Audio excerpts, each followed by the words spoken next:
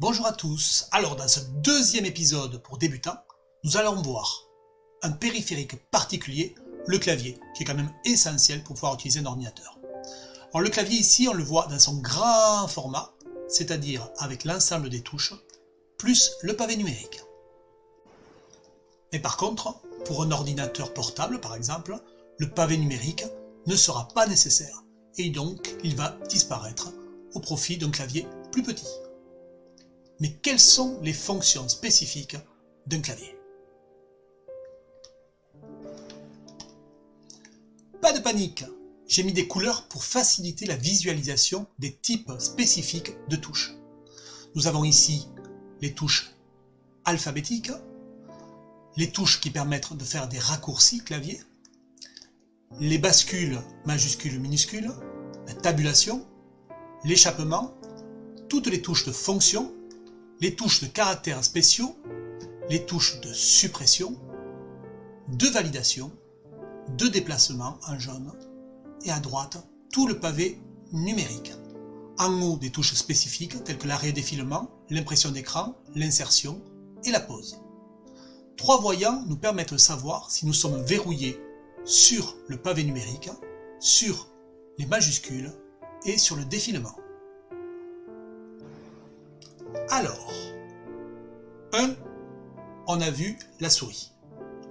2, on a vu le clavier. 3, on va voir les différentes touches. Et en premier, la notion de AZERTY et QWERTY. On y va maintenant. Bien, à partir de maintenant, je vais vous montrer par l'exemple l'utilisation des touches du clavier. Pour cela, nous allons utiliser le clavier virtuel ou visuel que vous allez pouvoir trouver dans le menu démarrer en tapant clavier visuel. Ce clavier va permettre une visualisation des effets réels des actions des touches. En dessous, nous allons utiliser une page de LibreOffice qui nous permettra par l'exemple de voir les actions de chacune des touches. Première chose importante, il existe plusieurs types de claviers. Oui, il existe des claviers anglais, français, il y en a même d'autres.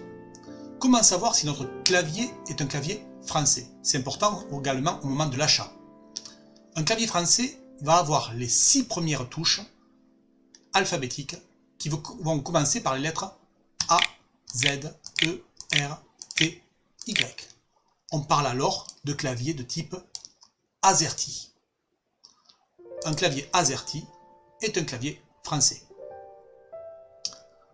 Malencontreusement, si on fait une fausse manip, on peut très bien, sans le vouloir, appuyer à la fois sur les touches Windows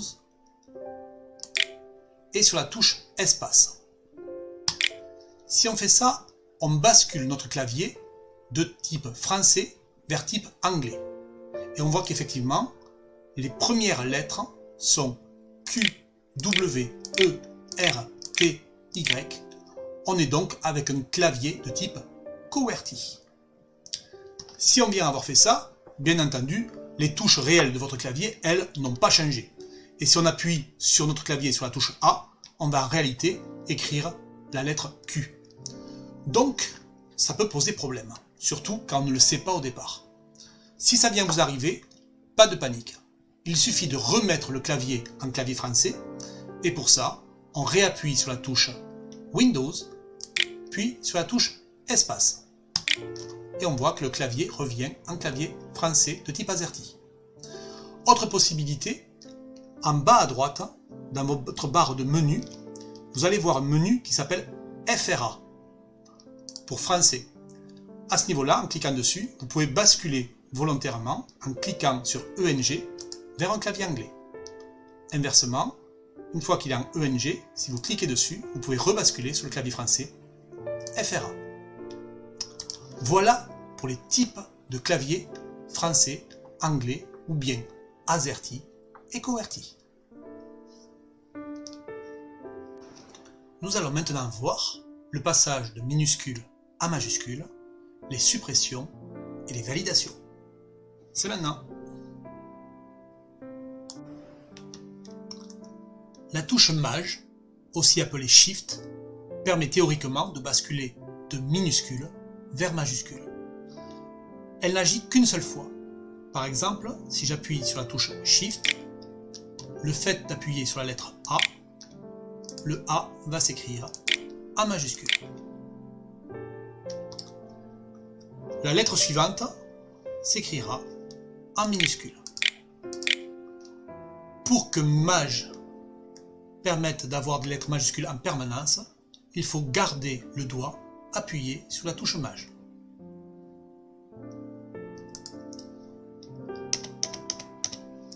La touche verrouillage majuscule permet, en cliquant une seule fois dessus et en lâchant la touche, d'avoir en permanence l'ensemble des touches en majuscule.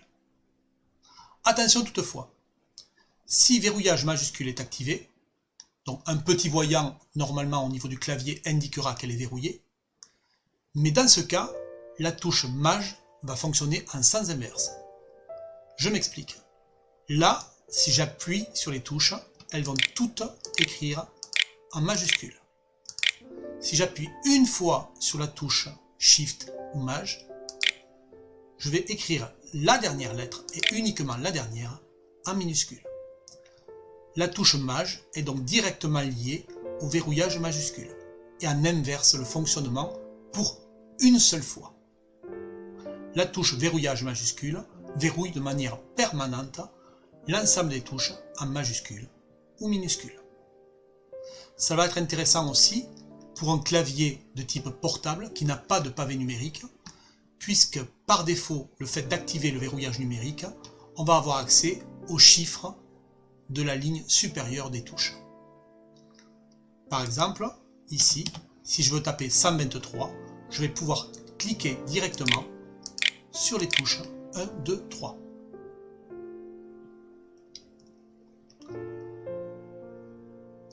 On va tout supprimer. Pour supprimer, deux touches sont intéressantes. La touche suppression précédente et la touche supr. La touche supr va supprimer le caractère immédiatement à droite du curseur de saisie. Exemple, là le 2 va être supprimé si j'appuie sur la touche supr. Si au contraire je voulais supprimer le caractère qui précède le curseur, il me faudrait appuyer sur la touche supr précédent. Si je reste appuyé, je vais tout supprimer de ce qui est à gauche ou à droite du curseur en fonction de la touche utilisée. La touche entrée existe en deux exemplaires, sur le clavier numérique et sur le clavier principal. Elle va permettre, par exemple, dans un traitement de texte, de passer à la ligne. Et dans une autre application, ou sur un menu quelconque, elle va permettre de valider le menu.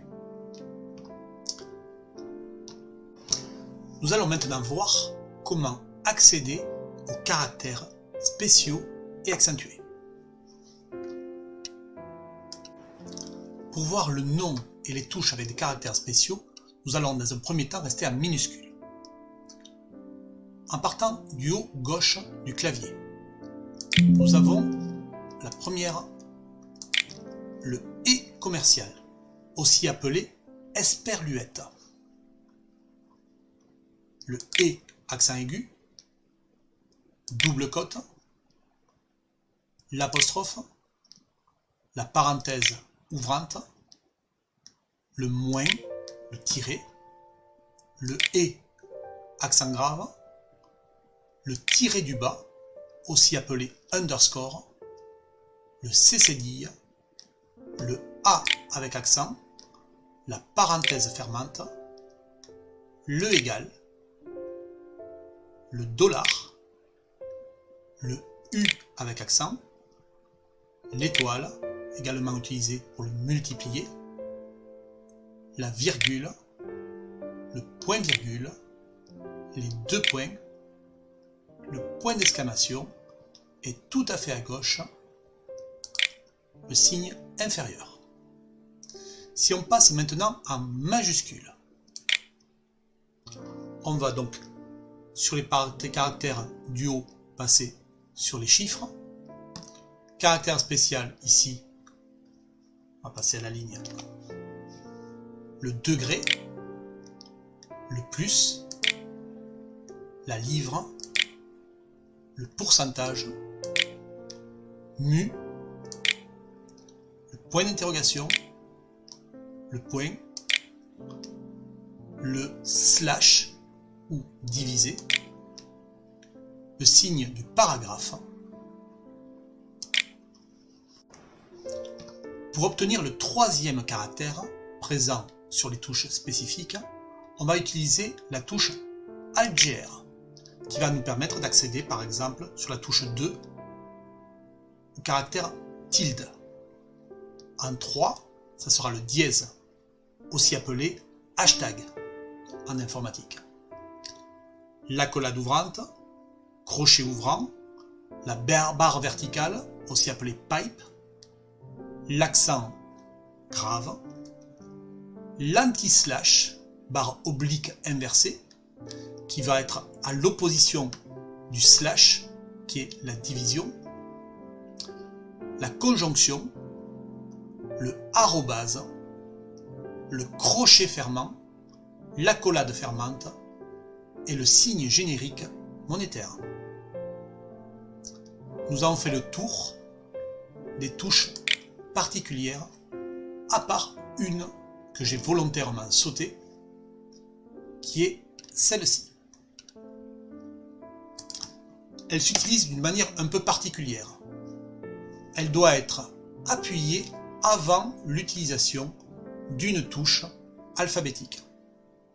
Pour mettre un accent circonflexe sur un E, par exemple, nous allons appuyer sur cette touche, rien ne se passe, et ensuite sur la lettre E. L'accent circonflexe se positionnera donc sur la lettre E. Pour le tréma, il en va de même en se positionnant en majuscule. On va donc appuyer dans un premier temps sur le tréma, rien ne se passe, et ensuite on va appuyer sur une lettre.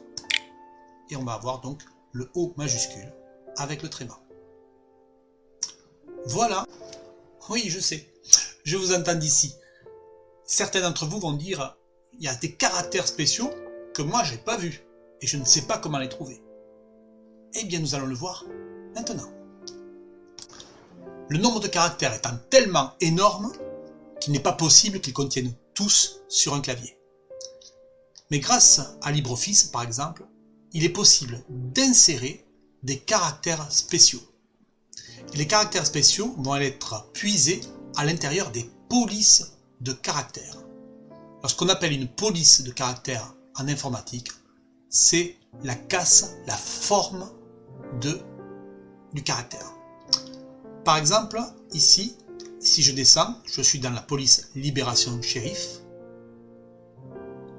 Je vais pouvoir sélectionner un sigle en faisant un double clic dessus. On voit qu'ils apparaissent. On peut très bien avoir carrément des petits dessins à part entière. Et il y a même des polices de caractères. Je vais descendre pour aller vous en faire voir une particulière. Comme Wingdings, qui va carrément mettre à disposition de petits dessins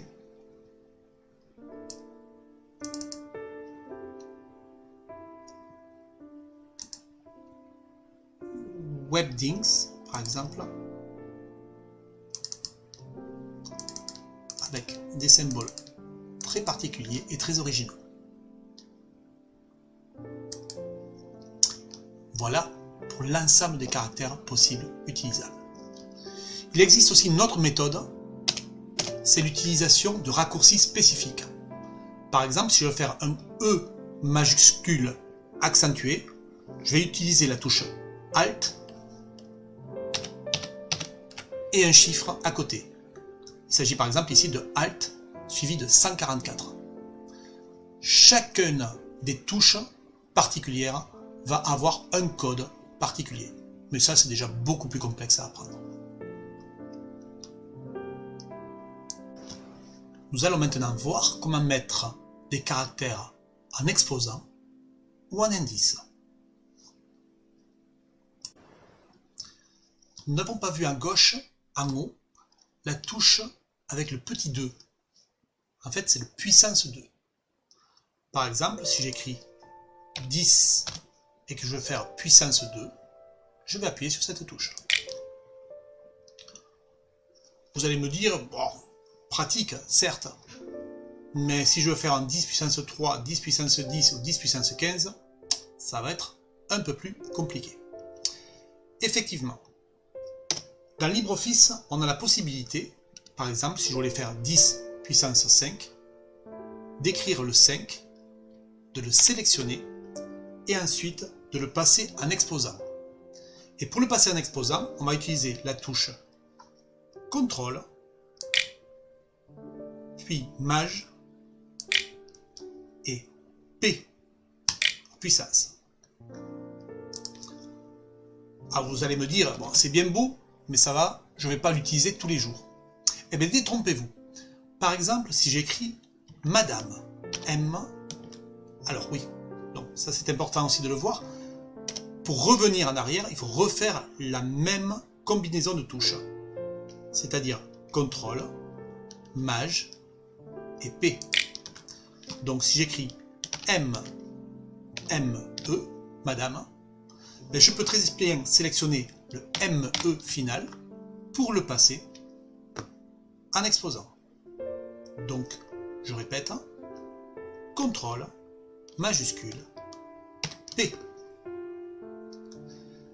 Si au contraire, j'avais voulu le mettre en indice, c'est-à-dire sur la partie basse, j'aurais fait la combinaison de touches suivantes, CTRL, majuscule et B pour bas. Moi je le retiens comme ça, P en haut pour puissance, B en bas pour bas ou indice. N'oublions pas que si je continue à taper, ça va rester en bas. Pour revenir à la normale, de nouveau, il faut refaire la touche CTRL, majuscule, B. Et je reviens à la normale. Voilà pour les indices et les exposants. Mine de rien, avec les indices et les exposants et l'utilisation de CTRL Maj P et CTRL Maj B, nous venons de faire un pas vers les raccourcis. C'est ce que nous allons voir maintenant. La mise en exposant et la mise en indice sont des raccourcis que nous avons utilisés utilisant les touches CTRL, ici, et Maj. Nous allons maintenant utiliser la touche CTRL pour un autre type de raccourci, un des plus utilisés. On va travailler avec le copier-coller. Le copier va prendre un ensemble de notre sélection pour aller la positionner dans une mémoire temporaire dans l'attente d'être ensuite collé à un endroit particulier. Exemple, je vais sélectionner ici CTRL Maj B, mise en indice, et je vais le copier dans cet espace mémoire tampon. Pour ça, je vais utiliser les touches CTRL, puis C. Voilà, c'est fait. Maintenant, je vais vouloir coller ce que j'ai mis dans cet espace tampon. Pour ça, je vais utiliser le CTRL, puis le V.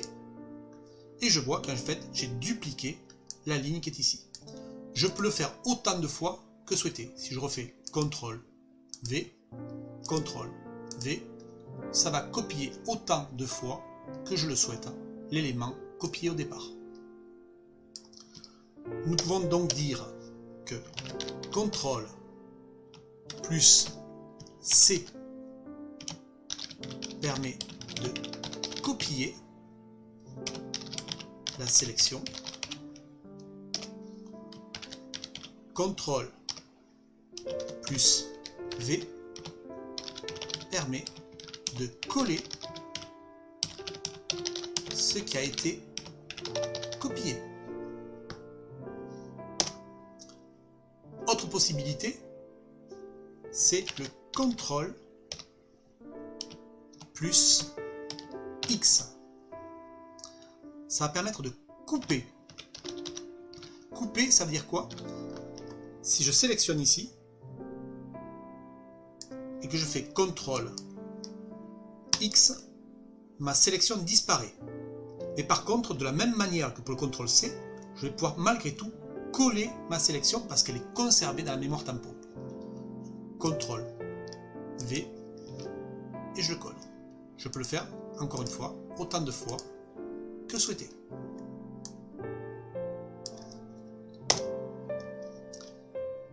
Si je voulais tout sélectionner à une seule fois, j'utiliserai CTRL plus A.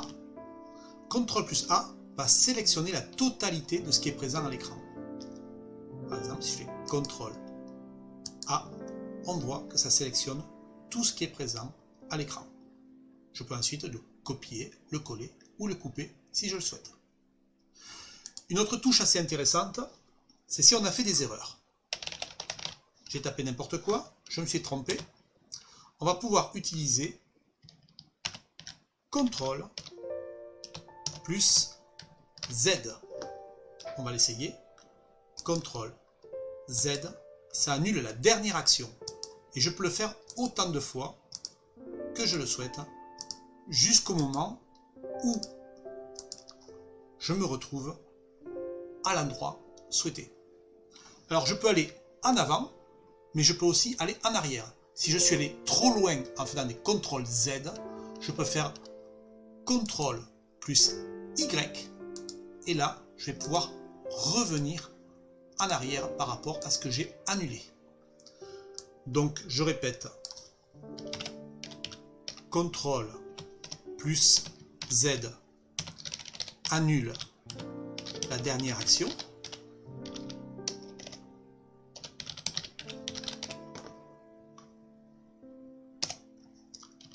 CTRL plus Y la remet en place.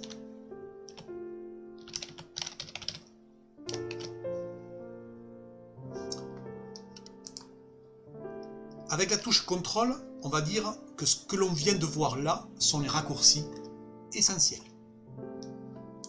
Il y en a plein d'autres, mais qui seront à voir au cas par cas, quand vraiment on aura bien progressé et qu'on maîtrisera l'ensemble des raccourcis.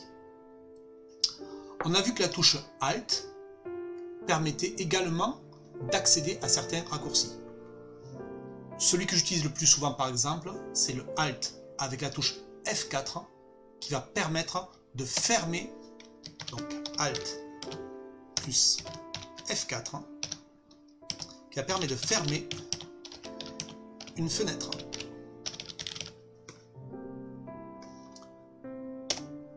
Une autre touche que j'utilise aussi, combinaison que j'utilise assez souvent, c'est Alt Tab, Alt plus tabulation. Alors on va voir ce que ça donne. Alt Tab, qui va permettre de circuler, alors j'appuie plusieurs fois sur tabulation, qui va permettre de circuler d'une application à une autre. Et quand je lâche, je me retrouve sur l'application sur laquelle j'ai lâché. C'est très intéressant pour se déplacer d'une application à une autre sans perdre l'application de vue. Voilà pour l'essentiel des raccourcis à connaître et l'utilisation du coup des touches CTRL et Alt. Nous allons maintenant voir les touches de déplacement.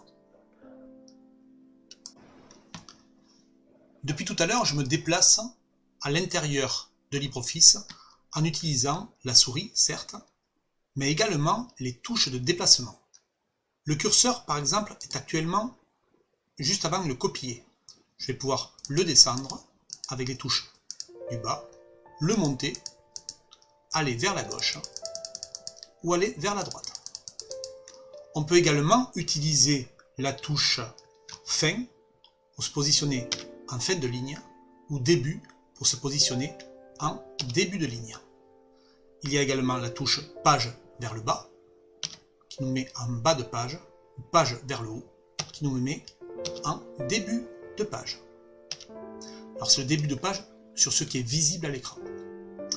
Donc ça c'est l'essentiel des mouvements que l'on peut faire avec les différentes flèches.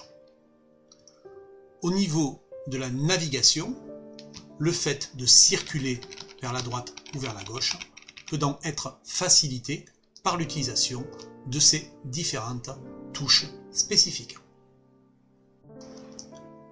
Pour terminer, un piège que rencontrent souvent les débutants, c'est l'appui malencontreux sur la touche Insert.